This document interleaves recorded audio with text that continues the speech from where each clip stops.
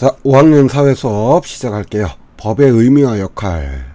자, 대단원 2단원의 두 번째 주제 마지막 시간입니다.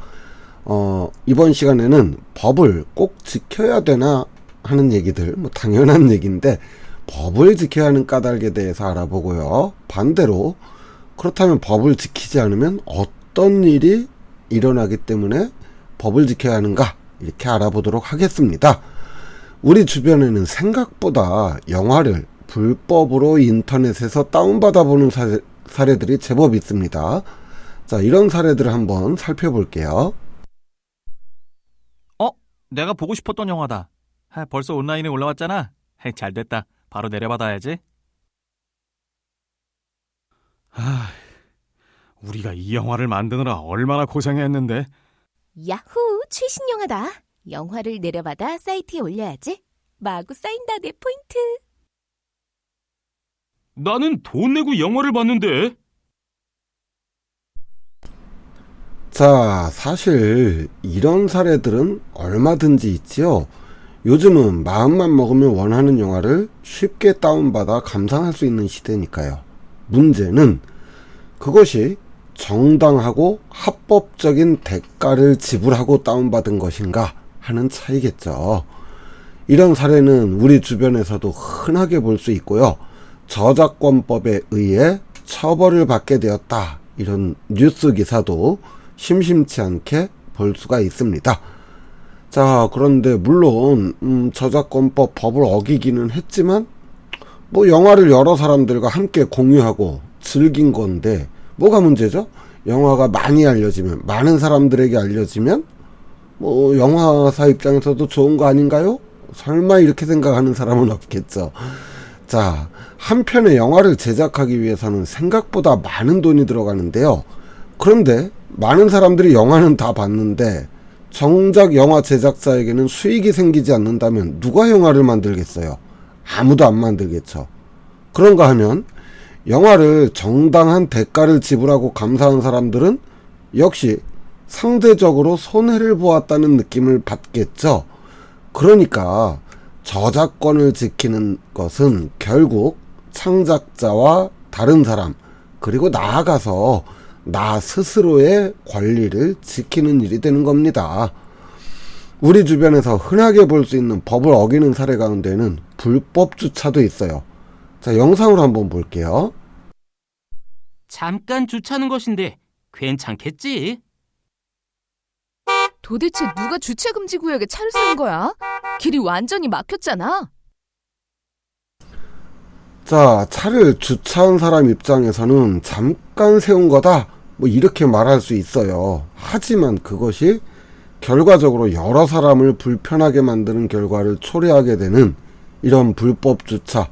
자, 이 도로의 모습을 한번 보세요. 분명히 가운데 중앙선이 있고 양방향으로 다닐 수 있는 길이지만 불법 주차 때문에 양쪽 가장자리가 다 주차된 차들로 막혀 있어서 차량 소통이 어렵게 되어 있지요. 또한 주차된 차 사이에서 갑자기 튀어나오는 사람들, 특히나 어린이라면 교통사고 위험이 높아지게 될 수밖에 없습니다. 자, 이뿐만 아니라 불법 주차된 차량 때문에 소방차 같은 긴급 차량이 진입을 하고 있지 못하는 상황이에요. 1분 1초가 아까운 이런 긴박한 상황에서 막을 수 있었던 사고도 이 때문에 대형 사고로 이어지게 만드는 원인이 되기도 하는 것이 바로 불법 주차인 것이죠. 결국 사람들이 주차 질서에 관한 법을 지키지 않음으로써 많은 사람들의 재산과 생명에 피해를 줄 수도 있다라는 겁니다. 자, 텐트를 펴고 접는 번거로움은 줄이고 간편하게 차량을 이용해서 하는 캠핑, 일명 차박이라고 하죠.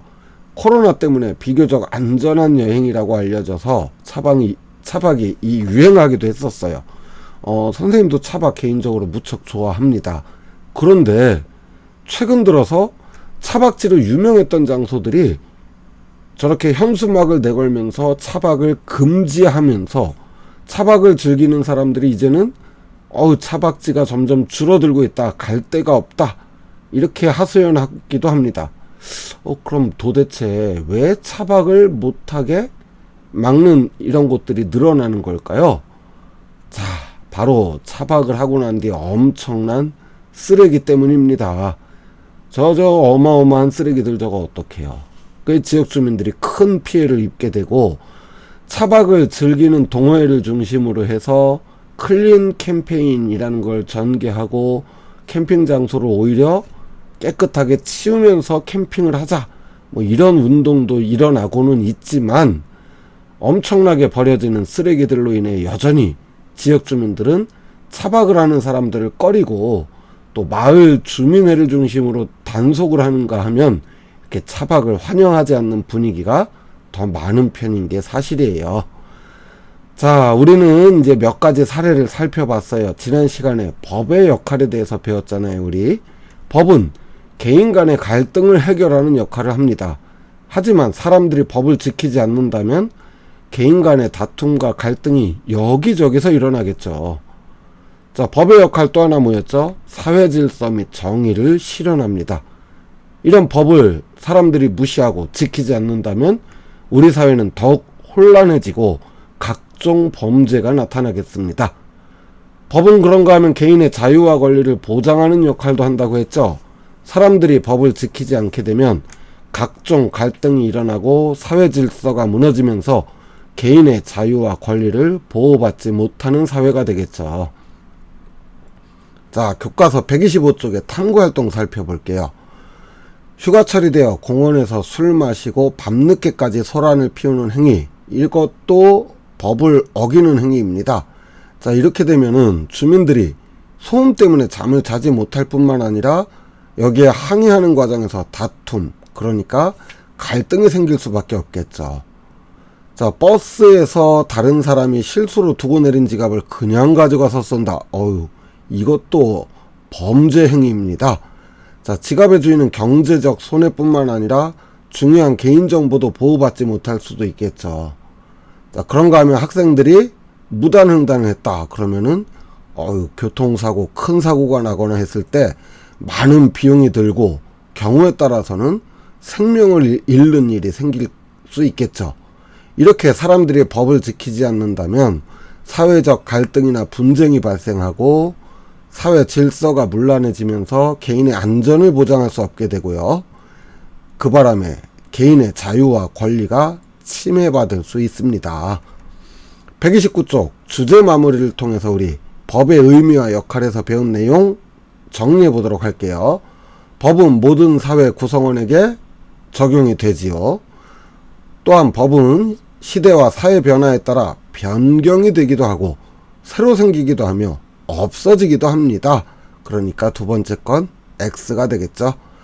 마지막으로 법은 개인의 권리를 보장하고 사회 질서를 유지하는 역할을 한다. 그랬습니다. 그 다음 여러 상황들에서 법의 역할을 바르게 연결해 볼까요? 법에 의해서 소방관들이 개인의 생명이나 재산을 보호하는 역할을 하고 있으니까 4번 되겠네요. 자, 두 번째 사제인 물건 구입 과정에서 발생한 피해를 소비자보호원을 통해 적법한 절차에 의해서 보상받을 수 있도록 하는 역할 1번 되겠습니다. 경찰관들이 야간에 골목을 순찰하면서 범죄로부터 시민들을 안전하게 지켜주는 모습이니까 2번 되겠죠.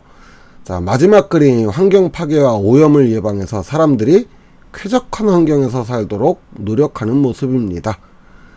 자, 이번 시간에 배운 내용, 법을 지켜야 되는 까닭, 크게는 3가지인데 이제 한 5가지로 조금 더 자세하게 나눠봤어요. 첫 번째, 개인의 자유와 권리를 보장하기 위해서, 사회 질서를 유지하기 위해서, 사회적 갈등 및 분쟁을 막기 위해서, 개인의 재산이나 생명을 보호하고 환경을 보존하고 지키기 위해 우리는 법을 지켜야 한다 했죠. 자, 이렇게 대단원 2단원의 두 번째 주제 법의 의미와 역할을 알아봤고요. 다음 시간에는 이제 세 번째 주제인 헌법과 인권 보장이라는 주제에서 첫 번째 시간으로 헌법의 의미에 대해서 알아보도록 하겠습니다. 이번 시간 여기서 마칠게요. 수고하셨습니다. 안녕.